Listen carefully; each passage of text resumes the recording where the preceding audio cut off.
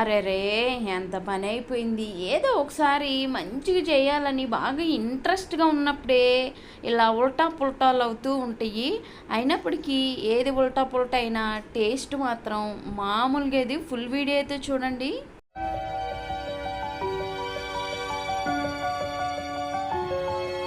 ఈరోజు నేను కుక్కర్లో చేస్తున్నాను. కుక్కర్ అయితే శుభ్రంగా కడుక్కొని పైన పెట్టుకున్నాను, రెడీ పెట్టుకున్నాను.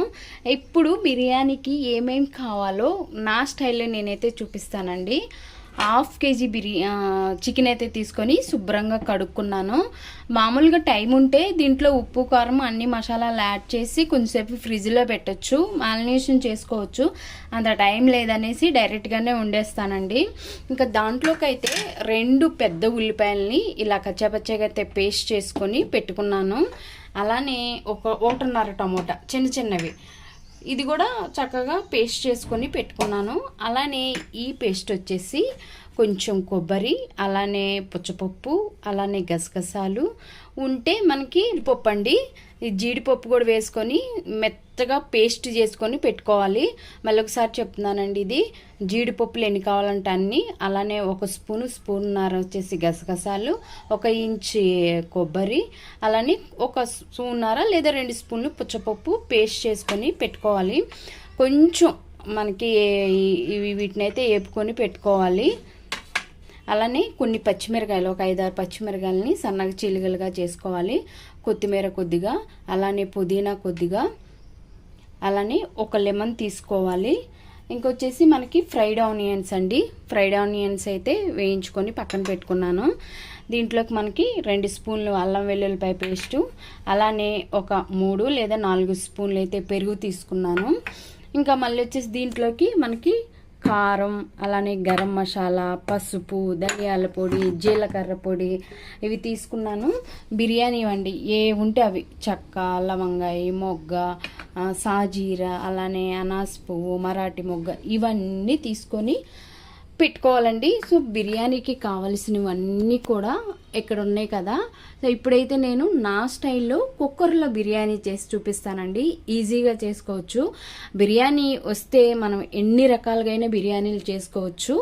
ఇది నేను ఫస్ట్ టైం కూడా మన ఛానల్లో అయితే అప్లోడ్ చేస్తున్నాను. సో ఇప్పుడైతే ఎలా చేయాలో చూపిస్తాను. నెయ్యితోనైనా చేసుకోవచ్చు, నూనెతోనైనా చేసుకోవచ్చు, 2 కూడా కలిపి చేసుకోవచ్చు. ప్రస్తుతానికి నా దగ్గర నెయ్యి లేదు కాబట్టి నేను నూనెతోనే చేస్తున్నాను.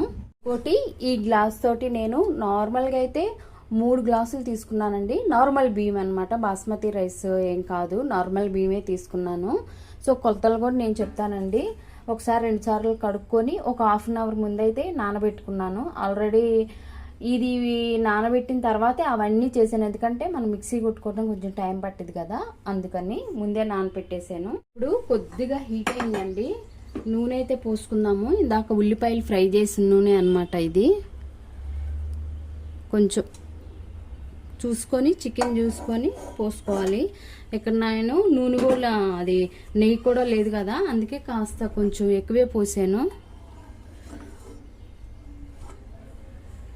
కొంచెం కాగనిద్దాం నూనె. ఫస్ట్ మనమైతే బిర్యానీ ఐటమ్స్ మొత్తం వేసుకుందాము.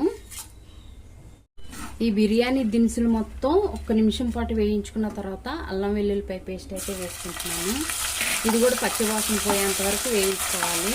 ఇప్పుడైతే అది కూడా వేగింది, పచ్చివాసన పోయింది. ఇప్పుడైతే మనం పేస్ట్ చేసి పెట్టుకున్నాం కదా, గసగసాలు, కొబ్బరి, జీడిపప్పు పేస్ట్, ఇది కూడా వేసుకున్నాము.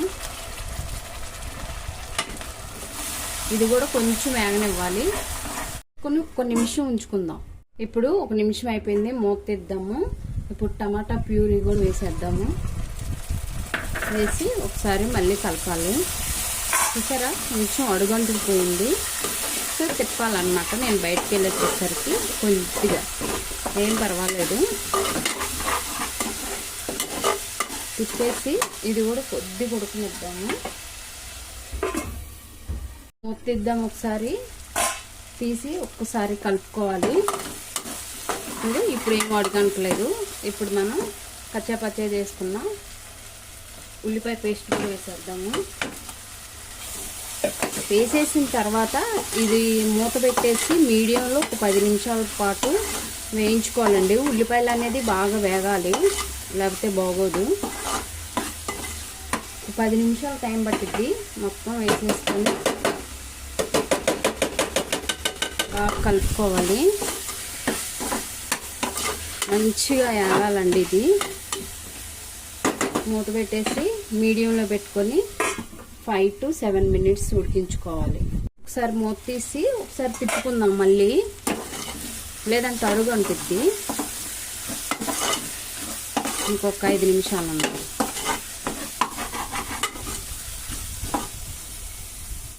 లేదు మ్యాగీ. ఒకసారి మూత తీసి మొత్తం కలుపుకుంటున్నాను. కలుపుకొని దీంట్లో అయితే పసుపు వేసుకుంటున్నాను, కారం కూడా వేసుకుంటున్నాను. 1.5 స్పూన్ వరకు వేసుకుంటున్నాను.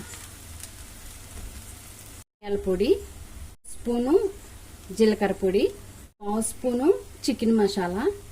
ఇప్పుడు ఒకసారి కలుపుకుంటున్నాను. ఇప్పుడైతే పెరుగు కూడా వేసుకుందాము,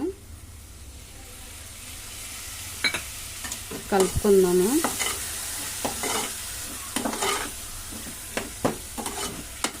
అలానే కొద్దిగా పుదీనా, అలానే కొత్తిమీర కూడా వేసుకున్నాము. అలానే ఫ్రైడ్ ఆనియన్స్ కూడా వేసుకుంటున్నాము. మొత్తం కలుపుకుంటున్నాము. ఇప్పుడు శుభ్రంగా కడిగి పెట్టుకున్న చికెన్ వేసేసుకుంటున్నాను.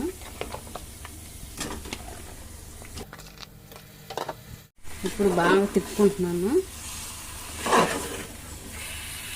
బాగా కలుపుకున్నాం కదా, ఉప్పు వేసుకుంటున్నాను. సరిపోకపోతే నీళ్ళల్లో వేసుకోవచ్చు. బాగా కలుపుకున్నాము.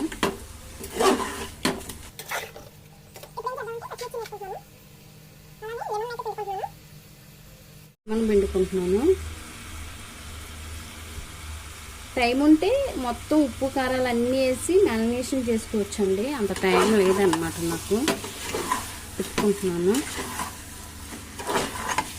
చూసారు కదా.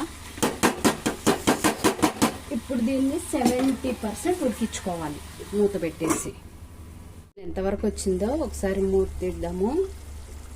ఇంక ఉడికిద్దండి, ఎందుకంటే కుక్కర్లో కదా. ఒకసారి కలుపుకుంటున్నాను. చాలా చాలా టేస్టీగా ఉండిద్దండి. ఇప్పుడు ఈ గ్లాస్ తోటి నేను నార్మల్ బియ్యమే తీసుకున్నాను కాబట్టి గ్లాసుకి 2 గ్లాసులు. అదే బాస్మతి రైస్ అనుకోండి, గ్లాస్కి గ్లాసు పావు వేసుకోవాలి. 1 గ్లాసు అలానే 1 పావు వేసుకోవాలి. బాస్మతి రైస్కి అయితే నార్మల్ బియ్యమే కాబట్టి 1 గ్లాసుకి 2 గ్లాసులు తీసుకున్నాను. మొత్తం నేను 3 గ్లాసులు వేసాను కాబట్టి 6 గ్లాసులు అయితే తీసుకుంటున్నాను.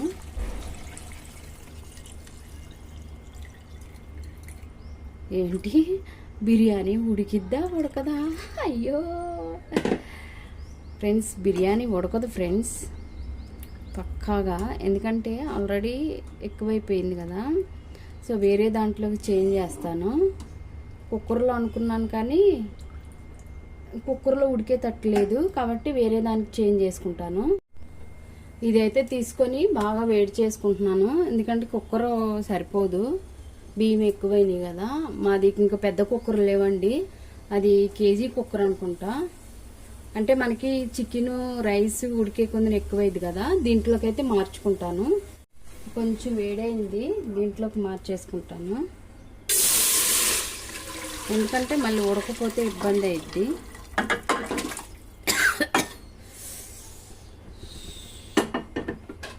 ఇప్పుడు కలిపి ఉప్పు చూద్దాము. ఏం లేదు ఫ్రెండ్స్, భయము గమ్మున ఉడకపోతే పాడైపోయింది కదా. అసలే ఆకలి మీద ఉన్నాము.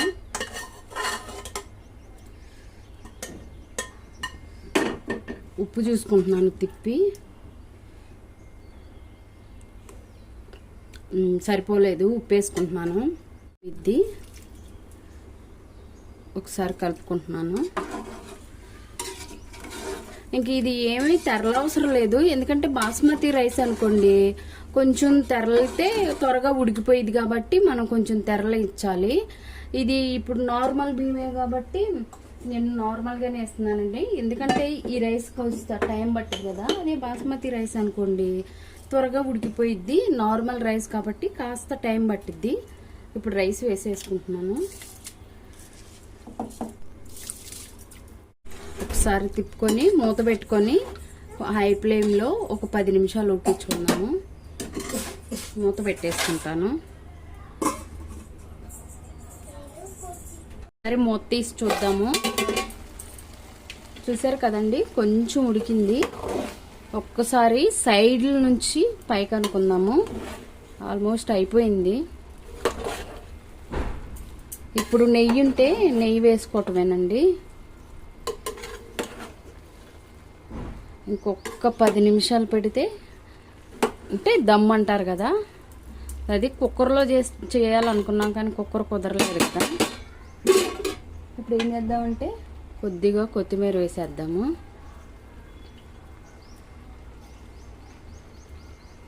నెయ్యి ఉంటే నెయ్యి వేస్తే బాగుండిద్దండి. ఫుడ్ కలర్ కూడా వేసుకుంటారు కొంతమంది.